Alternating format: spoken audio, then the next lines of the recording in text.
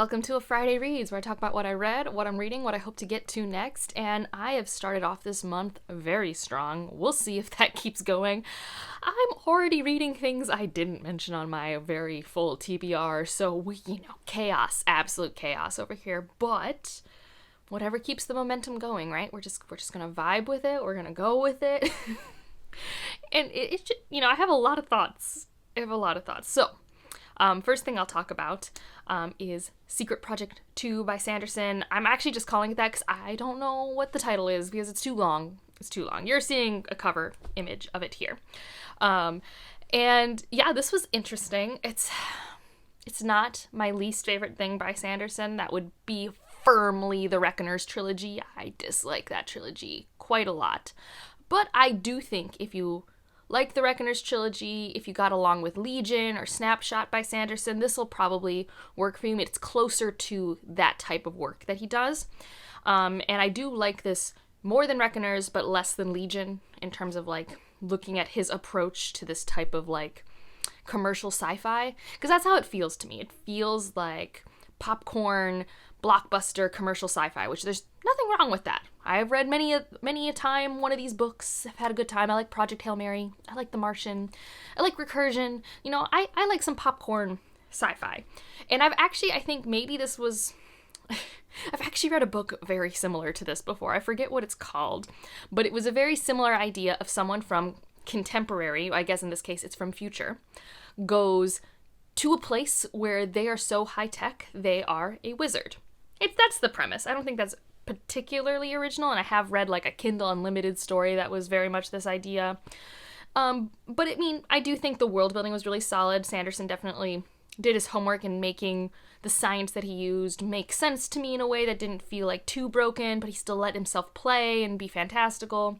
I didn't dislike the main character, but it is kind of your standard, this dude always has bad luck, and now he gets to be the hero of his own story. And sometimes those work for me, but most of the time they're just very, I feel like the market is saturated with those stories, so I think I'm done with them, at least when they are this much like what I've read before. And I think that's the issue. It's just I can tell Sanderson had fun, and that's important, author having fun. He did write this for him and his wife, and then just decided, well, if my fans want to read it, here's a more polished version. Cool. But it is, it's probably one of the more basic, straightforward things that I've read from him, and I just don't get on with his first-person point of view style. I think that's my issue, too, because I'm thinking all of my, least favorite Sandersons are typically first-person. I think Legion's probably the exception. I actually like Legion, but maybe that's because that's a novella and not a full novel. Yes, there are 3 novellas in the Legion bind-up, but each novella is a good episode of TV, and this is, I don't know how long it is. The audiobook was 9 hours before you speed it up, so it's probably around a 300 to 400 page book, so we're going to say this is pretty book length. This isn't a novella, and I think it overstayed its welcome for me for what it is, especially because it's first person. And Sanderson first person, I don't know, the way he approaches putting you in someone's head is done in a way that usually eventually grates on me, because all of the characters that I have ever read in first person by Sanderson have a thing. And maybe we all do have a thing, and I just ignore it, and most authors don't do this in their first person, so I don't, it doesn't grate on me, even if maybe it could be argued it's more realistic. I don't know. But they all have a thing. They all have a quirk. And then they won't stop with the quirk. The first couple times is fine, but literally the number of times this character had his inner monologue do this thing was astronomically too much. And it was getting to me. And I kind of like how the story dealt with it-ish. But at that point, it was truly a little too late for me to get over how annoyed I had gotten up to that point. So yeah, it's fine. It's truly a very fine experience for me. Not as good for me as Tress by a long shot. And I did like the audiobook. This time I listened to the audiobook. I did like Kate Redding reading the manual, and I thought Michael Kramer did a good job for this. I think he was the right voice for this character. I thought it worked out pretty well, although if you've listened to Wheel of Time, it's the Matt Coffin voice, which did not make me dislike this character. I have no issue with this character, but it was weird hearing the Matt Coffin voice for someone else, and I get it. Narrators only have so many voices. It's just, it was interesting. it was interesting. So there's, I think, a lot of coolness here, especially if you like find this type of story your bread and butter and it's really engaging and plot driven. Like if you're in a mood for this type of plot driven momentum forward story, I think it's fun. I think it's fun. It's just like, for me, also completely fine and not necessarily what I have been looking for these days. Like when I read Project Hail Mary last year, I was really nervous because more often than not, this type of more popcorn, blockbuster type of sci-fi has only landed for me in movies and less so in books. And this one happened to be, less of a hit for me than Project Hail Mary. The next one I'll talk about that I finished is The School for Good Mothers. And, oh boy, shout out to Tammy, who listened to all of my thoughts as I was reading this, because, oh my goodness. This book's interesting to me because I still don't know, days after reading it, what my rating's going to be come the wrap-up at the end of the month, or come book club next week when I have to give a rating because we all just, raise our hands on a scale of 1 to 5 and stuff. Okay, so this is it's first-person present. And so no, it's not first-person present, it's third-person present, I think. And it moves really quickly. And, I do think dystopians tend to use present tense more often because it really puts you in the moment and makes you kind of feel claustrophobic and tense and anxious. At least that's what happens to me. And so we're in this story where we have Frida, and she does objectively really bad parenting. But we're in a dystopian world where instead of, I don't know, meeting her where she is, working on helping her actually improve as a mother, or giving her the benefit of the doubt, any options, right? There was a whole range of responses versus, we're going to send you to this school, and if you fail this school's program, you will never see your daughter again. It's really extreme. And the idea is this extreme idea of government programs and people imparting their views on different forms of parenting and who has the right to parent. I mean, it's a theme that is very tied to our now, our past, it will be our future, and I think that's the thing that's both a good thing for me and a bad is this book was incredibly triggering for me specifically, especially at the beginning part before we get to the school for good mothers, when we are getting to the point where I know she's going to end up at the school. It's on the flap of the book, and honestly, I have experience with our justice system in the United States that I know she wasn't going to be given the benefit of the doubt.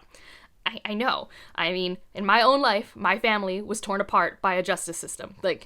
I have intimate experience with this sort of scenario where we put a lot of things ahead of the needs of children with the whole guise of the need of family and children. It's something that is really close to me and was really anxiety inducing. And I think, this book really recognizes that these parents all suck, and so does the system, and it's tied up in this pretty engaging story, although, like all dystopians, its world building is very shallow. If you even poke the world building, you're gonna find holes. But that's kind of a thing with dystopians. And so I read this, I was anxious, I was angry. I don't like the main character. Do I think what happened to the main character should have happened? No, I hate Frida, though. I hate her. I hate actually every adult in this book. All I cared about was Harriet. Oh, poor Harriet, she's the daughter. And, I think what concerns me about this book, and it's not the book's fault, is that I think people pick it up and they think, oh, this could never happen. And sure, the actual school and what they do at the school, do we have the tech and the resources to do it there? I'll be vague about that in case you want to discover what happens at the school. It's actually really twisted and dark. But the idea of separating parents from their children, that happens literally all the time. All the time.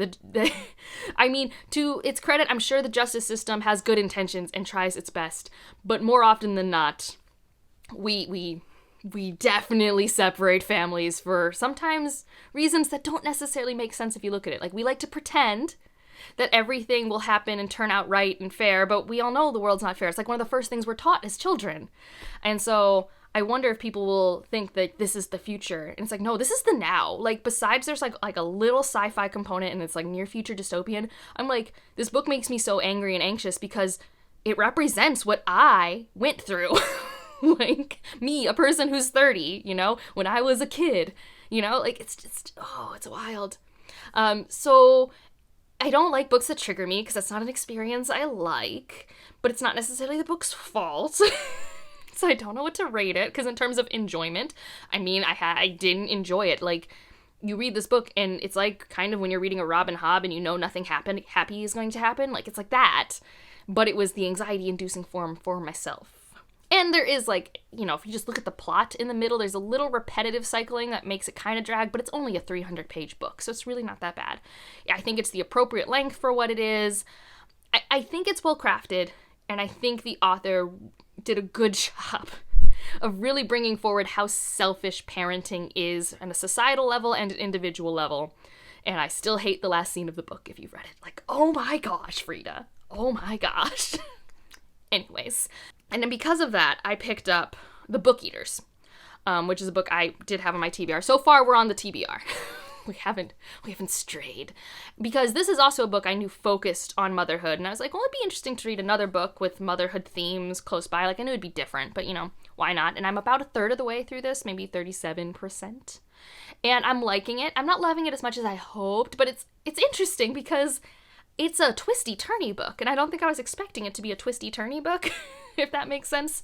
It's still pretty character-driven, too, and it has present day and flashbacks, which I don't think I expected it to have 2 timelines either, and I don't mind that because it really builds this world, this kind of second world we have within our contemporary world that our main character is a part of, as in terms of the Book Eaters, and I don't think I expected them to be such a supernatural entity and have their own culture, and I've actually really enjoyed unpacking that. And then in the present day is more of kind of like the suspense plot where it's like we're on the run, and then you learn things and you're like, what is real? What is happening?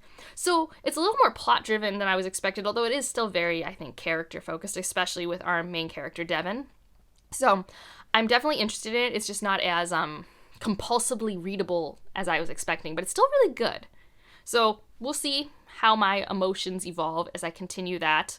And then I did decide, I think I should see this cover. I have a new cover for the Shards of Honor. This is this one. I don't know which one's better, if I'm honest, but you can find some interesting covers for this book series. Like, for example, this is the Kindle cover, which looks nothing like any of the other space opera covers I've shown you. And this cover, I think, makes you think literary fiction, personally. This doesn't scream space opera. I've only read the first chapter. And I mean, I'm cautiously optimistic that I'm going to have a great time. I don't know when I'm going to get back to this because you're about to see in a couple books where I've derailed my currently reading plans, but I have read the first chapter. I have met Cordelia. I like her.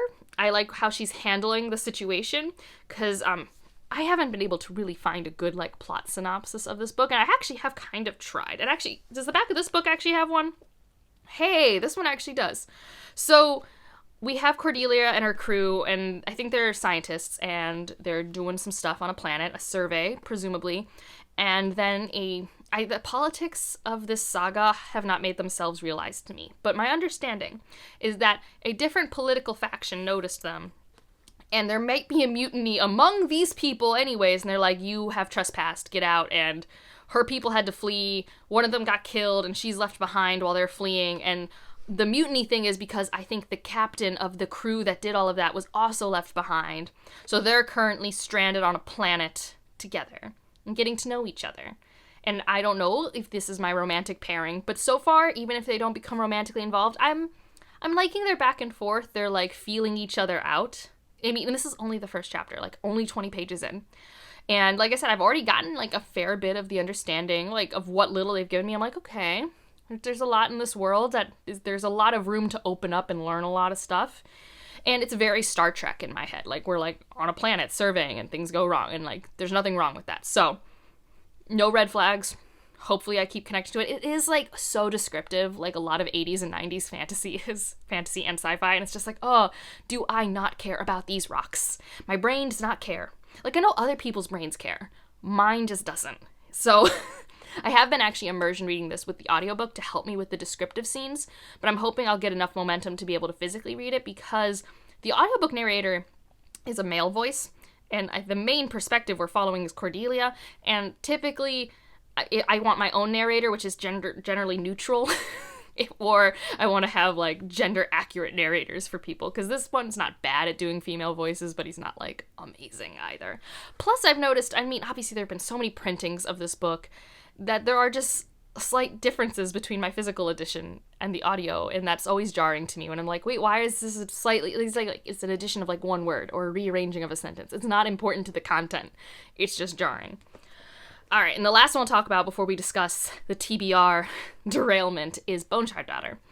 I needed another audiobook after I finished Secret Project number 2, and I was like, I kind of want to read this and see if I like the audiobook, because the audiobook has 3 audiobook narrators that I like.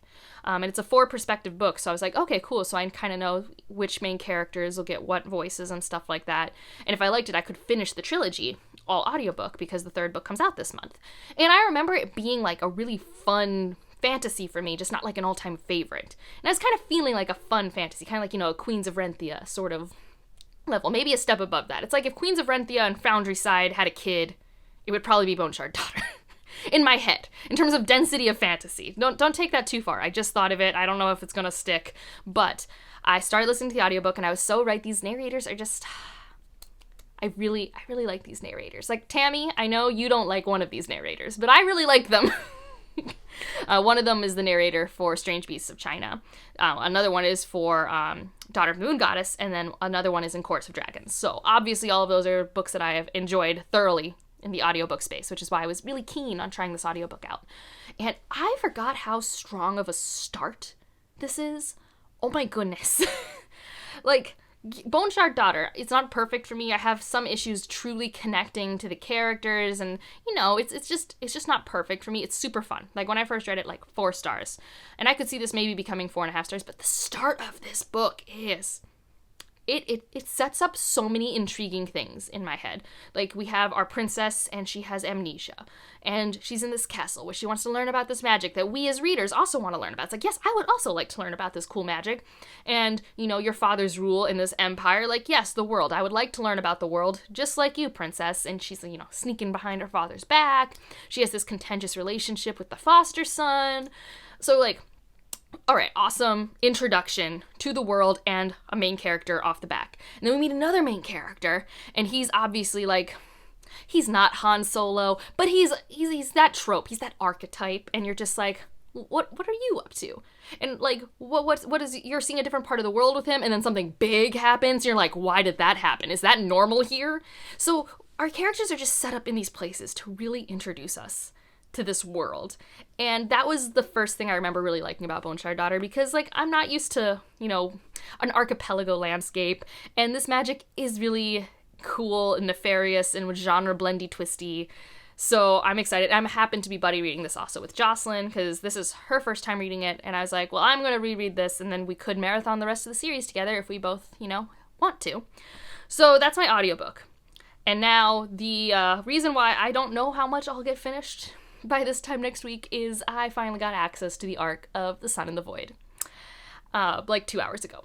And if you don't know, I have been wanting high fantasy set in South America, written by a South American, my whole life. And I'm Venezuelan American.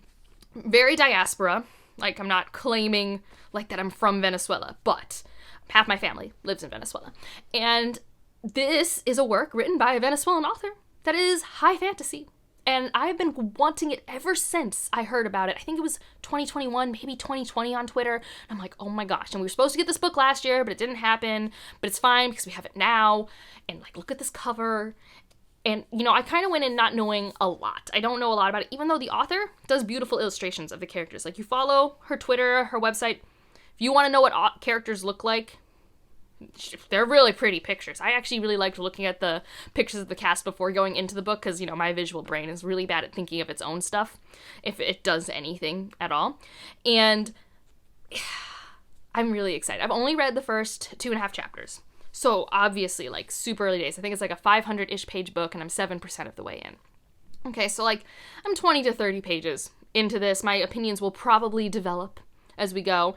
And I can already tell, like, technically it's not a perfect book. This is definitely a debut, but only because it's so strong when it's strong so far in terms of its writing. Like, I'm very in it. I'm like, love the way the scenes are described, the way movement's described. I like the dialogue between people. Like, 95% of the time, I'm so in. But then there's sometimes just a sentence or two that's just a little clunky, or I just noticed a slight repetition in word choice, And like, that's fine. That's just, like, not a big deal for me. And then the world is so cool. Ah.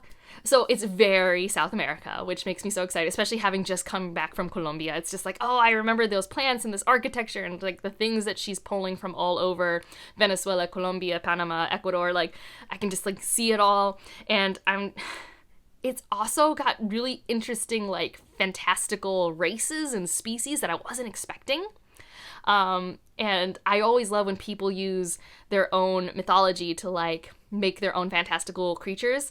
And so I'm still learning what everything is, which, again, I love learning these things. So I'm learning about this world, its different dynamics, where we're at. It definitely seems like something is on the horizon that's probably not good, based off the timeline that I read at the beginning. But also the two characters I've been introduced to are pretty compelling and are in really interesting positions in society, I think, to follow in this world. We have Reina, and so she is, there's a type of human that can also have animalistic qualities. I can't remember the name of it right now, but they are looked down upon and in the past were slaves to people in society before they were liberated. And so she is now liberated and trying to get to her abuela, who just sent a letter saying to come, and on the way almost dies. And so she's trying to leave her life where she is an outcast and try to find a new place. And it looks like it's going to be a little complicated because she had some trouble on the way. And actually, so you know how, like, Orbit books at the beginning have little sections that are, like, kind of a part of the book, but before you get to it, and sometimes they're never even in it, but it's like, I don't know, it's like a cold open almost sort of thing. It's out of context. And that scene at the beginning of her with her grandma is so gripping to me. Like, it hasn't happened yet in the book, but when I read it at the beginning, I'm like, oh, this is I really like this dialogue, this intrigue. I'm here for it. Okay, I'm in. So obviously things are going to be really interesting for her, especially after this kind of supernatural attack that happened to her on her way to her abuela. And then we have Ava. And so Ava has her own issues. Her mother was the daughter of this governor, and she ended up having an affair with someone, and her daughter, as a result, is like a quarter what's called Valco. And so that's considered like dark magic, so she's, you know, kind of mixed race, and this kind of black mark on their family, and her mother has since passed away. And also Ava, it's, you know, very heavily implied, has access to, like, forbidden magic, which sounds really fun. And I already love Ava's interactions with her brother and her brother's boyfriend, and I am curious what we're going to learn and if she ends up trying to leave home. I have the impression that Reina and Ava are supposed to intersect, and I don't know in what nature. So very much still in the, like, building up intrigue portion of a fantasy book, but I'm having fun. And there's a lot of things this author's doing that work really well for me and what I like from this type of fantasy, so I'm happy. I'm pretty happy. This is great. I'm probably just going to read it until I don't want to, and I'll pick up something else I've been reading. Because that's also what I've been trying to do, is just like, Angela, it's okay. If you don't want to read this right now, doesn't mean it's a bad book. Just pick it up later. You've read what you wanted to read from it today. And, like, I do that with TV shows all the time. Speaking of TV shows, Smallville's still great. I'm almost on season 2. It's also taking up a bit of my time because I've been listening to Smallville and then listening to Talkville. And it's just fun, guys. I freaking love Clark Kent. Like, I just love Clark Kent so much. Why does no one else like Clark Kent as much as I do? Everyone's all Bruce Wayne. Bruce Wayne is not as good as Clark Kent. There can be arguments made of Superman versus Batman. I'm not getting into the weeds there. Bruce Wayne versus Clark Kent. Clark Kent wins every freaking time.